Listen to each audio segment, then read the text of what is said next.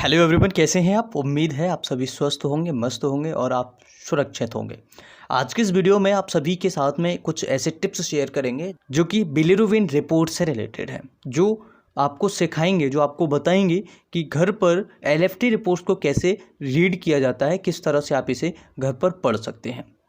यहाँ पर bilirubin patient को बढ़ा हुआ देखने को मिला है और पेशेंट को जो एसजीपीटी है वो भी बढ़ा हुआ देखने को मिला है, यानी कि इस पेशेंट के लिवर में खराबी है। और इस रिपोर्ट्स को देखने के बाद हम कैसे समझ सकते हैं कि पेशेंट को लिवर में खराबी है या फिर कहीं और दिक्कत है। तो इस वीडियो को हम समझेंगे, बड़ी बारीकी से समझेंगे। आप सभी से रिक्वेस्ट करूंगा आप इस वीडियो को अंत तक ज़रूर देखिएगा, ध्यान से देखिएगा, जिससे आप सभी को समझ में आ सके इस रिपोर्ट्स में क्या है। और एक प्रश्न एक व्यूअर्स हमारे का आ रहा था कि सर, पेशेंट की हिस्ट्री लेने के बाद या रिपोर्ट्स कराने के बाद हम कैसे समझेंगे कि पेशेंट को किस तरह की खराबी है, पेशेंट को कहाँ पर खराबी है। यहाँ पर हम समझेंगे इस रिपोर्ट को, एलएफटी को। सबसे पहले समझ लेते हैं सीरम बिलिरुबिन। इस रिपोर्ट्स का फुल फॉर्म है एलएफटी, यानी कि लिवर फंक्शन टेस्ट।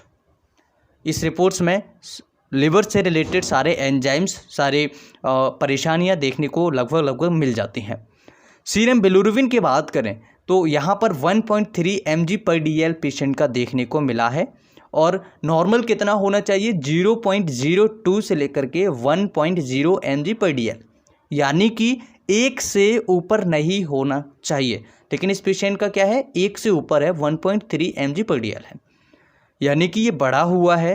थोड़ी बहुत पेशेंट को लिवर से रिलेटेड परेशानी हो सकती है, क्योंकि बिलिरुबिन कब बढ़ता है, जब मरीज को लिवर से संबंधित बीमारी हो या फिर मरीज को एनीमिया हो और उसकी आरबीसीज टूट रही हो, यानी कि लाल रक्त कणिकाएं जो मरीज की हैं वो टूट रही हो। ऐसी कंडीशन में उस पेशेंट को पीलिया होने के चांसेस ज़्यादा होते हैं। अब अगर आगे बढ़ें तो डायरेक्ट सीरम बिलिरुबिन की बात करें तो 0.1 mg/dl है, जो कि कितने से कम होना चाहिए, 0.3 से कम होना चाहिए। और अगर इनडायरेक्ट की बात करें, इनडायरेक्ट सीरम बिलिरुबिन की बात करें तो यहाँ पर 1.2 mg/dl है, जो कि 0.8 से कम होना चाहिए। राइट। तो यहाँ पर ये दोनों प्रकार के जो बिलिरुबिन है ये अलग अलग फीचर्स को इंडिकेट करते हैं, अलग अलग बीमारियों में भी ये बढ़ सकते हैं। यहाँ पर हम टोटल सीरम बिलिरुबिन की बात कर रहे थे, जो कि 1.3 mg/dl है और 1 से ऊपर नहीं होना चाहिए, नीचे होना चाहिए। राइट। अब हम आगे बढ़ते हैं एसजीओटी के बारे में। एसजीओटी 38.2 है, यानी 38.2 है, जो कि 8 से 40 के बीच में होना चाहिए और इससे कम नहीं होना चाहिए और इससे ज़्यादा भी नहीं होना चाहिए। ठीक है। तो अब अगर बात करें एसजीपीटी के बारे में तो एसजीपीटी 36.1 है, जो कि 5 से लेकर के 35 होना चाहिए। अगर इससे 35 से ज़्यादा होती है तो प्रॉब्लम होगी और 5 से कम होगी तो प्रॉब्लम होगी। अब यहाँ पर देखिएगा, इस पेशेंट को जो एसजीपीटी है वो 36.1 है, यानी कि ज़्यादा है लेकिन 35 से ज़्यादा है, तो इसे हम इंडिकेशन ज़्यादा नहीं देंगे। लेकिन ये इंडिकेट क्लियरली ये कर रहा है कि पेशेंट को लिवर में थोड़ी बहुत हल्की फुल्की इन्फेक्शन है, जैसे लिवर में सूजन होना या लिवर सही से काम नहीं करना, लिवर वीक हो जाना, इस तरह की इस रिपोर्ट्स में हम कह सकते हैं। और अगर बात करें कि बिलिरुबिन हाई है पेशेंट का, तो बिलिरुबिन भी इतना ज़्यादा हाई नहीं है, लेकिन हाई है तो इसे हम जॉइंटिस की कैटेगरी में रखेंगे और पेशेंट को इस रिपोर्ट्स में पीलिया है।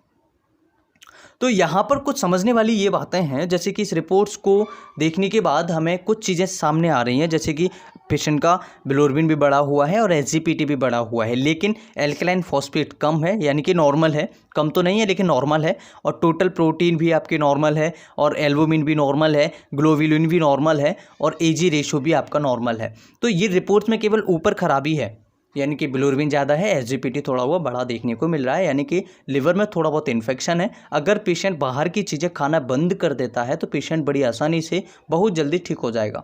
इसमें भी किसी प्रकार की दवाइयाँ लेने की ज़रूरत नहीं पड़ती है।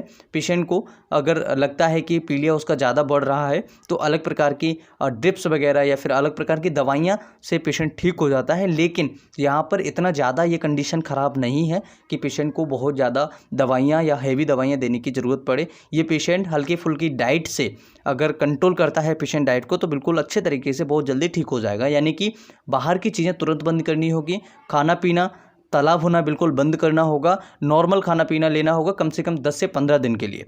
अगर ये पेशेंट प्रिकॉशंस करता है तो ये पेशेंट बिल्कुल ठीक हो जाएगा, उसका लीवर स्वस्थ हो जाएगा, पेशेंट मस्त हो जाएगा।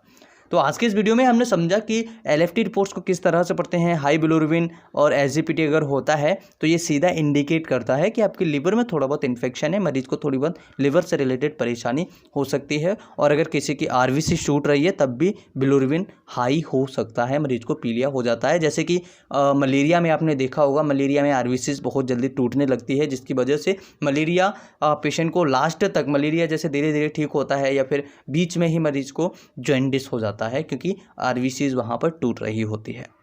सो आज के इस वीडियो में इतना ही। अगर आपको वीडियो अच्छा लगे तो लाइक एंड शेयर करें, अपने दोस्तों के साथ शेयर करें, फैमिली मेंबर्स के साथ में शेयर करें। और आपने समझ लिया होगा कि एलएफटी रिपोर्ट्स, हाई बिलिरुबिन या फिर एसजीपीटी रिपोर्ट्स को किस तरह से हम रीड करते हैं, किस तरह से हम घर पर समझ सकते हैं और किस तरह से हम पता लगा सकते हैं कि हमारे लिवर में कुछ खराबी है या नहीं, या फिर हमारी रिपोर्ट्स के अनुसार हम किस तरह से इंडिकेशन में दे सकते हैं कि किस तरह की खराबी हमारी रिपोर्ट्स में होगी। हम फिर मिलेंगे इसी तरह किसी नई वीडियो में, तब तक के लिए इजाज़त दीजिए। नमस्कार, जय हिंद।